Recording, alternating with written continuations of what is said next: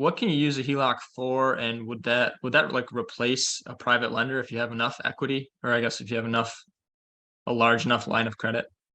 Yeah, it could. Yeah, it could Okay. replace a private money lender. A HELOC you can use for literally anything. Okay. You could use it to go buy a bunch of Beanie Babies if you wanted to. The bank is giving you a loan and it's secured by the asset. Now it's a second position lien, but it's secured by the asset. So if you didn't pay them back, they get your house, right? So they're pretty secured. You've got to pay that back no matter what. The reason I caution, most commonly a HELOC, lots of people would use a HELOC in order to do like some home renovations. Like they get themselves a kitchen upgrade or something like that.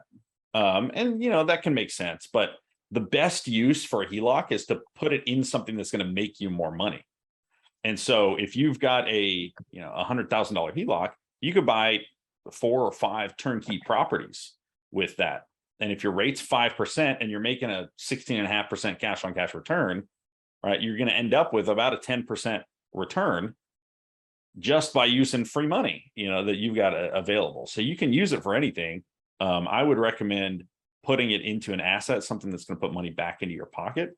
But a HELOC, they'll let you spend the money however you want to spend it, as long as you got to pay it back at some point. So, but yes, it can replace a private money lender. It could replace a hard money lender. Heck,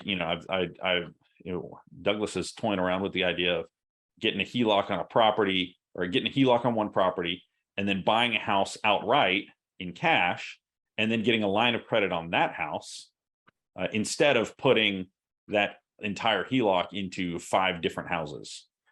He's toying around and looking at the advantages and disadvantages of how those numbers turn out. But yeah, you can use the HELOC money for anything. So can you use the HELOC, I guess, for a down payment? Could I just pay for an entire, I guess, property with Oh, yeah. the HELOC? Okay, all right, Yeah. that makes sense. Yeah. So yeah, let's say that you've got $100,000 available in your HELOC, and you find something on the market that is, $100,000 property, and you just want to put 20% down. You leverage other people's money. You leverage the bank or the mortgage lender's money, and you just put $20,000 down. You put $3,000 of closing costs in. You're going to have a payment on your HELOC.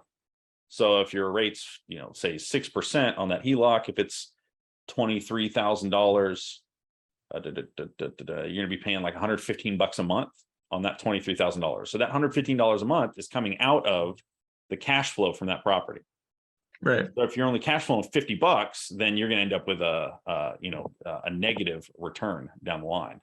But one of the things to note about HELOCs is their rates are adjustable. They're adjustable relative to prime, or Wall Street Journal prime. And so with banks that are loaning out their own money, they'll have more competitive rates. Those are generally smaller banks or regional banks. Banks or lending institutions that are lending out borrowed money, they're going to have a higher rate. So if prime is 5% and you have a loan that's prime plus 2, your rate is going to be 7%. 5 prime plus 2%. There are institutions, generally smaller banks and regional banks, that they'll do it at prime or prime minus half a point or something like that, because they're loaning out their own deposits. So those are a little bit more competitive. Okay, cool. Good to know. And so for a BRRRR deal, you would just pay for the property and then pay for rehab, and then there would be no refinance. You just pay back the HELOC. Yeah, you could do it that way. I would still recommend refinancing, because, well, I guess right now we're kind of in a unique situation, because if you found one of those local or smaller regional banks that had a prime minus half a point, you might end up with a 5% rate or 4.5% rate on your HELOC. But if you were to refinance into a longer term mortgage, then you would be paying 7%, right? So it's actually cheaper for you to use your HELOC money. All right. But if let's say you had a property that was listed at 50, it needed 20 grand worth of work, and it was going to appraise at 100, and you put 70 in of your HELOC money, and you're paying 5% on that, you could then, you've got one of two options. You could just keep paying off your HELOC money, your monthly payment, or you could refinance it into a 30-year loan, something more traditional.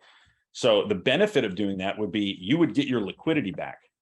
So you would get all $100,000 back available in your HELOC. And that it functions almost as a checking account or like a debit card, if you would. It's just available and you don't pay interest on it unless you're using it. Now you would be increasing your interest rate to 7%, but that institutional money is a lot easier to get than the velocity of money that a HELOC provides. Right now, if you got private money lenders coming out your ears, then great, awesome. You know, you've got access to a couple private money lenders to the program, but those are the different options. So what I would probably do, I'd probably still refinance it, put it on a longer term loan, and then keep using that HELOC money for, you know, just churning out more deals. So when you say a longer term loan, I guess I never thought about this. What's the term on a HELOC repayment? Yeah, this will vary by institution, but a lot of them will have the first 10 years be interest only, and then the last 20 years be principal and interest. But generally, you're going to end up refinancing it, or at least in your situation, you would end up refinancing it before you probably even got to the end of that 10 years.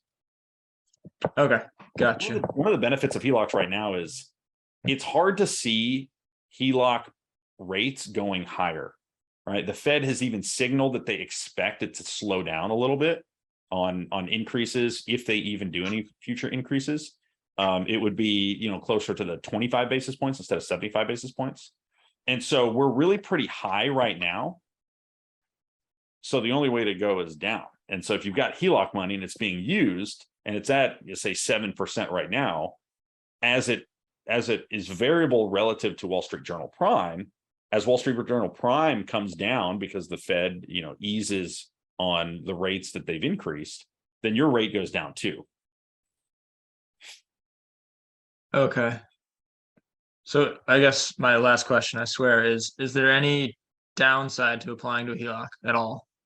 No, I didn't think so. Cool. no, I mean, if you have equity in your home, you should apply for a HELOC. Because now when you actually go through and you say, all right, we're closing on the HELOC, you are going to pay some fees. There's going to be some origination fees and things like that. It shouldn't be, you know, on the low end, maybe it's $500.